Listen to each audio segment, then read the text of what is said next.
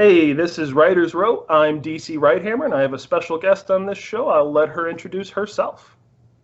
Hey everyone, my name is Jacqui Castle, and I am the author of The Seclusion, which is a dystopian novel that came out in 2018. The sequel is currently in production. And I'm also one of the 6 hosts of the Writing Block podcast, which is Writing Block BLOC, and that is a bi-weekly podcast for indie authors. I'm happy to be here. Awesome. Thank you, Jacqui. And I wanted to bring her on the show. We're going to talk about balancing politics on social media with building a brand as an author, and how Jacqui does a lot of those things pretty well, based on her Twitter following at the very least. Before we dig into that, if you like the content I've been putting out on Writer's Row, make sure to subscribe to the channel down below and hit that notification bell right next to the subscribe button, and give this video a thumbs up. It helps other people find videos like this on my channel. So Jacqui, appreciate you coming on. It is an interesting time. We are, some say we're in the middle of a pandemic, others say we're opening up, so that means something. But I was really excited to bring you on and talk about this topic because I have seen political posts. I have seen outspoken posts from you on Twitter, and I found that interesting because one of the things that a lot of other people, especially in writing community, say is no politics, no drama, let's keep it writing focused. And you have sort of bucked that trend. And so I would say, I guess the opening question I have for you is, how do you do it? I'll just put the big question out there, chew off whatever piece you want. How do you be political and still maintain your brand as an author? Well, I think that I have a little bit more leeway, just because my books are also political.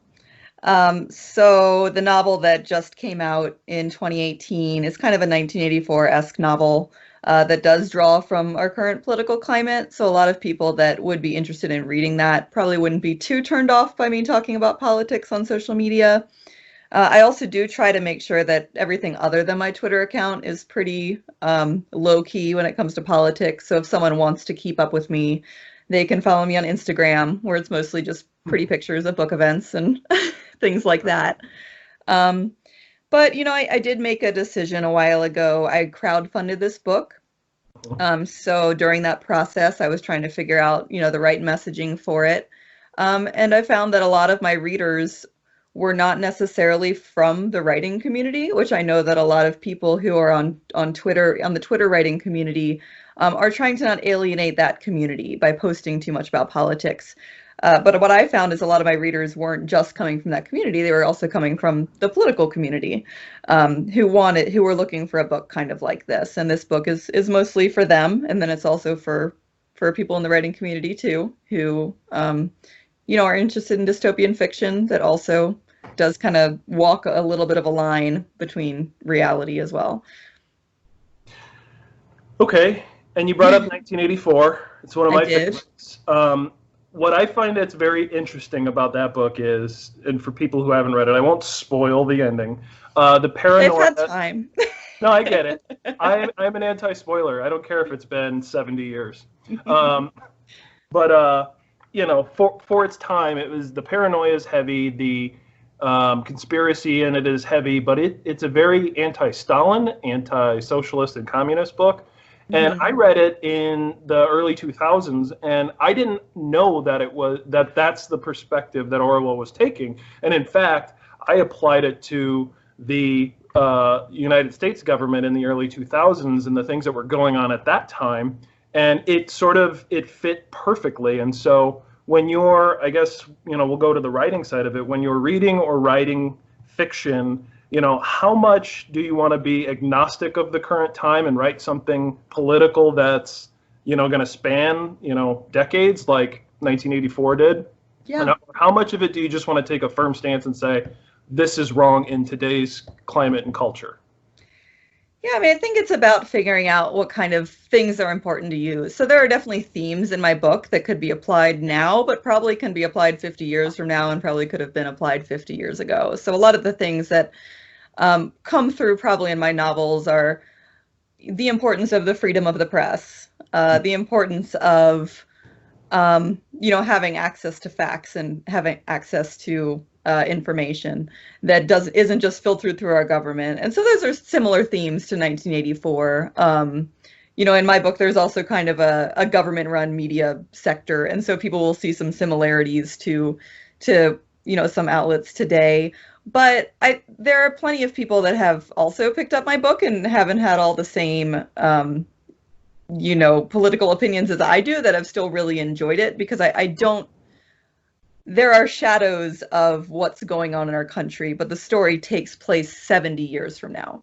Okay. And it's about a main character who's just kind of unraveling what has happened to get her country to that point. Yeah. And so even though it does touch on political themes that I think will resonate with people that already are familiar with those themes, it's still a very story-first, character-driven book.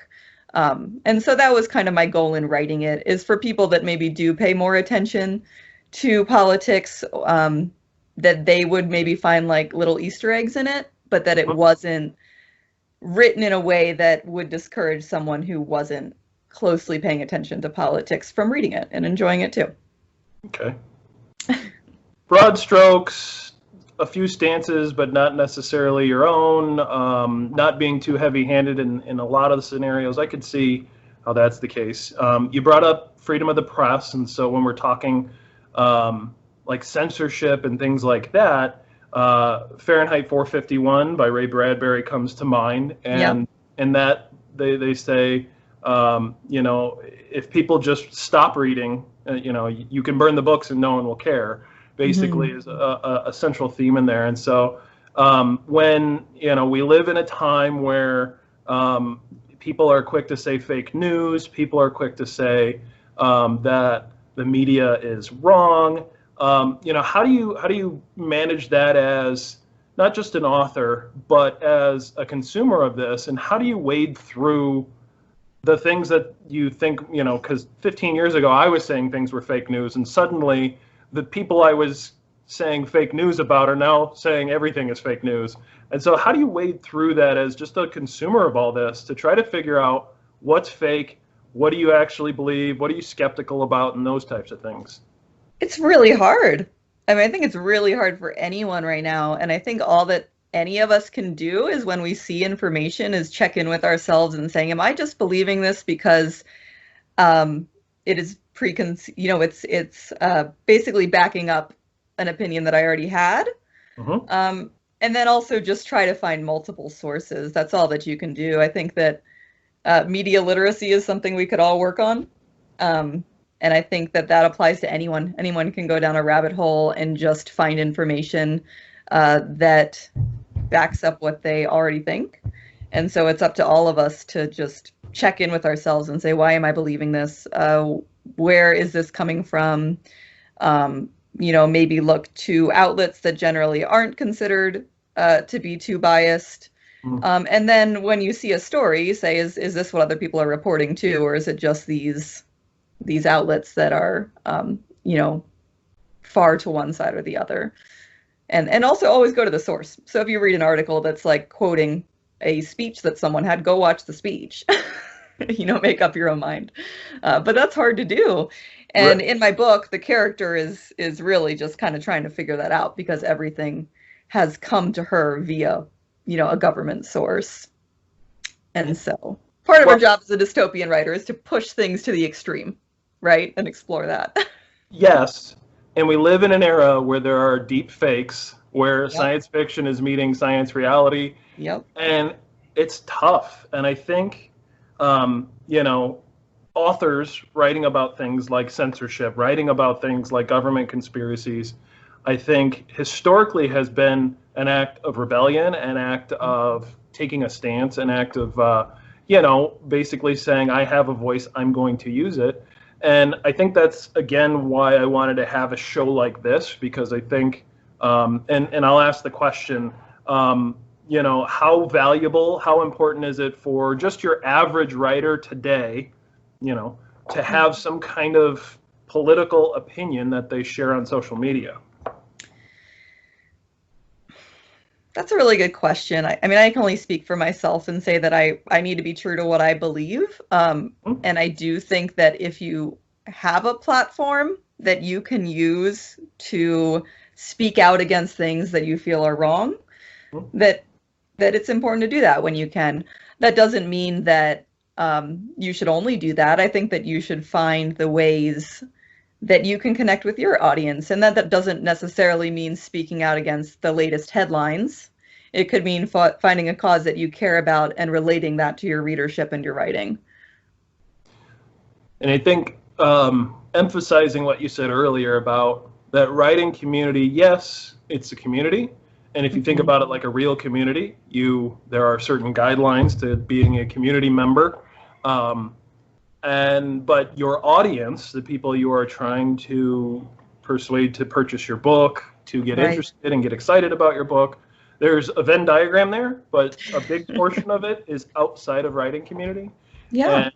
And I think for newer indie authors, they confuse networking with marketing. And again, there's overlap there, and people should be prominent community members in writing community, but thinking broader and thinking, I think more importantly about who we are as people. And I think it's a two-sided sword. People telling people they should, if politics is what's going to turn on your reader base, you should do it. That's true for people who have progressive politics, but that's also true for people who have less progressive, conservative, and potentially harmful, depending on people's definition of harmful ideology. And they feel like they have similar rights. And so, I've put things out there on social media where I've gotten pushback from people, and I've been willing to defend it to the point of getting blocked, to the point of blocking others. But, I guess the question under all this is freedom of speech has to kind of go all ways, right? It can't just be for people you agree with. Right. No, that's true. And I have no argument there. And all I can say is that, I'm not a big fan of the follow for follow in the writing community. I feel like if someone wants to follow me and hear what I have to say, then they're, follow me. And if they don't want to, then it's okay. Like, I'm not going to take that as, anything other than that's not what they're wanting to see throughout the day. And I try to be positive. Like, I'm definitely not going through and commenting on everything happening throughout the day, but I do share my thoughts and opinions. And I do have, we talked about this before the recording was rolling. I have a few standards that I try to stick to for myself. So I do try to speak up about things that, I find are important on a daily basis, but I try to check in with myself, like I mentioned, and just see, am I only sharing this because it validates what I already thought? Am I only sharing this to, get people up in arms, or am I sharing this because this is actually something that I believe in and something that I'm willing for someone to call me out on, kind of like you said. And if the answer, if that's the case, then I'm happy to share it. And if not, then maybe I'll think twice. Yep. Yeah, the knee-jerk political posts. I'd be lying if I said I didn't post those sometimes. Yeah. And it's hard on Twitter because that's what that platform kind of caters to. Right. And it does, unfortunately, as much as I like Twitter, it amplifies outrage. And so we all have to be mindful of our platforms, especially when we have larger platforms, and whether the things we are saying are contributing in a positive way, or if they're just stoking outrage for the sense of outrage. Exactly. You could have a bad day, see the wrong news post, and suddenly you become the keyboard warriors that everyone talks about. Right. And I think, when you have a large following, and you're up to 25,000 followers, I have 20,000 followers, and I feel a sense of obligation. I'm just a normal dude, for anyone who doesn't know. Like, I run this YouTube channel. I've got a couple books out there. I'm just a guy. But I feel responsible for having that following, and I do want to challenge them to some extent. I do want to put something out there. I do a lot of goofy, funny, try to get a rise out of people. But then, some zingers here or there that really try to get people to think a little bit more deeply. And so, when there's a global pandemic, when now 100,000 lives basically is right around the corner, I think it's important that you stay true to yourself. I think it's important that you understand your impact when you're posting things, when you're not really spending time with as many people now, but if you are social, that you take advantage of it. It is, after all, an election year, and in the United States anyway. And I think there's a lot that people are hoping for in one way or another. So bringing it back around, how do you think your platform, you've got, it's 25,000 people. It's not it's not millions, but, how persuasive do you think you are in terms of whether it's selling a book or selling an idea to some extent through those posts? I do sell a decent number of books on Twitter. And usually they aren't to other members of the writing community. Usually they are to people that are following me because we have similar political opinions. That said, one thing I do try to always do is when I'm choosing people to follow, I also ask myself those questions. Am I only following this person because they have identical opinions as me? Or is this a chance to break out of my own echo chamber and get someone else's point of view? And I try to do that. I try to make sure that I myself am not trapped in just this feedback loop that's validating what I already thought yesterday. Sure. And so I think that in that, as long as I try to be that person, the main thing, there are some themes on the things that I say on social media, and I do challenge people to verify where their information is coming from. That's something I've always been really passionate about, is calling out misinformation and propaganda, basically. Yep. And then just to kind of look at the bigger picture. And so those are kind of things that I'll always speak about, but I'm not on there trashing every single candidate except the one that I believe in or doing anything like that. I don't think something like that is helpful right now.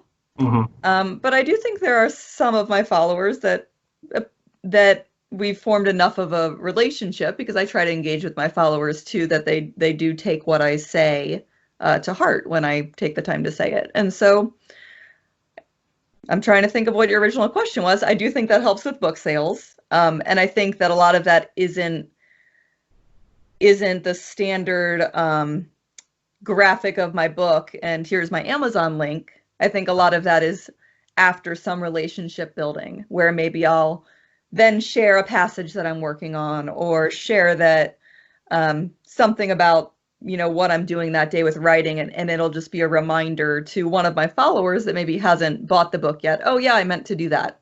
And then I'll have them come back and tell me, oh, I just grabbed a copy.